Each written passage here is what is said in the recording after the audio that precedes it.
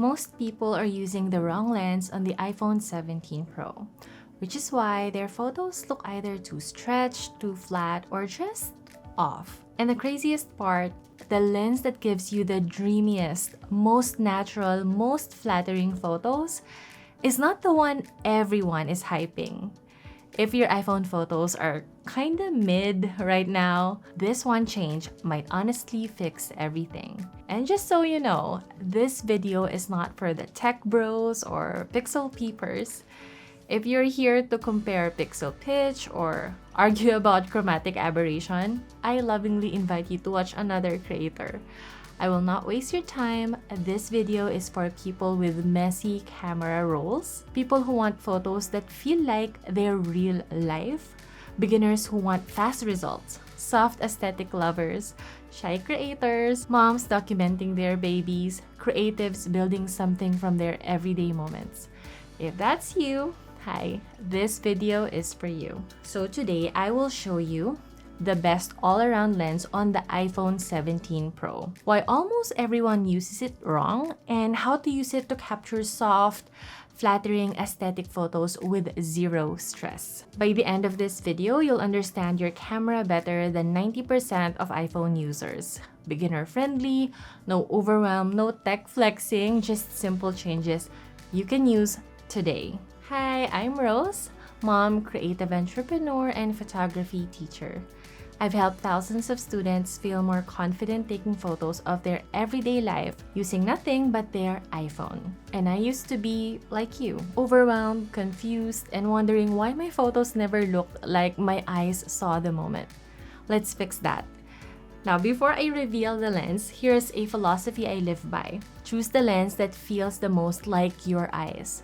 I call it the honest lens rule. Because when a lens captures life the way you naturally see it, your photos instantly look expensive, clean, and emotionally true. No distortion and no weird widening, no overprocessing, just honest visual storytelling. And on the iPhone 17 Pro, only one lens does this beautifully. The best all-around lens, and the one most people underuse, is the 1x main camera. Not the 0.5x, not the 2x, definitely not the 8x telephoto, unless you're watching your kid's recital from 10 miles away. The 1x lens is the iPhone's true powerhouse because it's the sharpest, it's the most natural to the human eye, it handles low light the best, it gives you the cleanest, least distorted portraits. It makes everyday scenes feel cinematic without trying. It is the what your eyes see lens, which is why your photos look instantly better when you stick to it. Here's the mistake. People use 1x like it's a casual default, instead of treating it like a prime lens. Prime lens equals you move your body, not your zoom. So slight shift to the left, tiny step forward, lowering your phone to the chest level, tilting it 10 degrees. These small movements make your photos look intentional instead of accidental. Once you start treating 1x like a real lens, your entire photography changes. This lens doesn't try to impress. It simply captures life the way it feels. You can use it for everyday moments, family scenes, indoor shots, emotional photos, travel, or anything important. Now let's talk about the 2x lens and why it's the beauty lens. The 2x lens has the best facial proportions, gentle compression, built-in background blur, even if you're not in portrait mode. So it's perfect for kids, food, and aesthetic without effort. Use it when you want your photos to feel elegant, cinematic, Instagram-worthy, editorial, and minimal. This is the lens that gives the expensive look instantly. Next is the 0.5x lens. What it actually does is add scale, exaggerate space, and make simple places look dramatic. I personally use it for architecture, epic landscapes, dreamy low-angle shots, and establishing mood. Avoid it for portraits because of distortion, close-ups, and toddlers because the forehead distortion is wild. Real talk, the 4x lens is not the everyday hero because it's smaller, more light-hungry, noisier, shakier, and inconsistent in low light.